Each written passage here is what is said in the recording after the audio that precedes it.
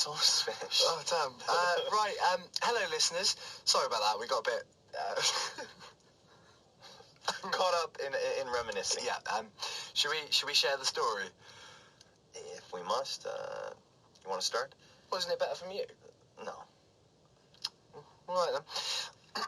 Well, then, listeners, cast your mind back to the very beginning of the outbreak. Imagine, if you will, a field in Hampshire, a rave, a proper, old-school party, well, questionable legality. I'd been there for a couple of days and had heard literally nothing of the news for 2 days. Though we didn't know it, we'd been partying our way through the beginning of the apocalypse. I should interject here, listeners. He's making it sound a hell of a lot more important than it actually was. Hey, you'll get your turn. I'm just saying it was a couple of hundred people off their faces in a muddy field. Hardly the last days of Rome, my friend. Oh, shush. So, towards the end of my second day there, I was feeling a little bit, shall we say, tired.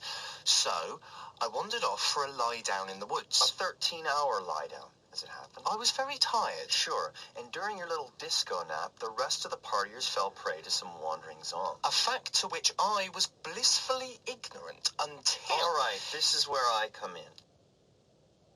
So, we left our hero lying in the middle of the woods, not 500 yards from a newly turned pack of rave kiddies with a sudden craving for human flesh. Enter Eugene, stage right.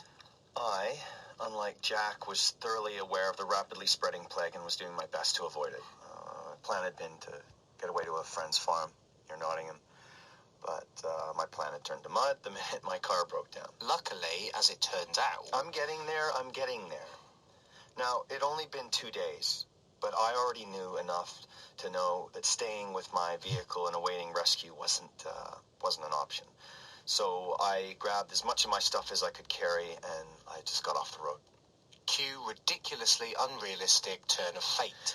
Where, barely a few minutes into the woods, my foot catches on something stinky lying in my path. Hello? And I go down like a sack of potatoes right on top of it. You're not kidding about that. And enough of the stinky. And now, from the way this thing looks and smells, I assume it's dead. So when it opens its eyes and starts flailing at me, I panic. Hey, you'd be flailing too if some random dolt fell on top of you while you were napping. Right, so I'm assuming he's a zombie. I reach for my weapon. At which point I managed to sit up and ask, "Is the party over?" Some understatement, eh? At which point I begin to realize what's happened. So we teamed up and headed off to escape the zombies. No. Hang on. That's not how it happened.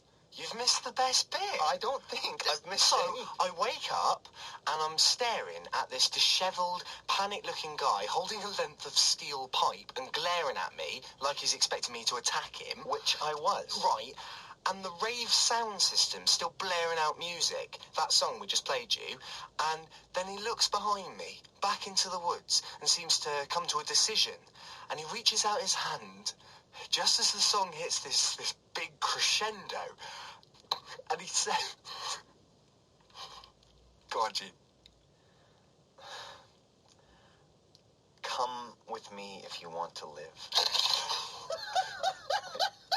I didn't realize what I was saying. Sure you didn't. You cheesy douche. Seriously. Oh, whatever. So, I'm still completely oblivious to what's going on, but... Well, how can you refuse an offer like that? Quite. And the rest, as they say, is history. History that you can't resist recounting to everyone we meet. It's a good story. Yeah, all right. Listeners, so now you know, and now here's a song. Stay safe out there, listeners. Stay safe.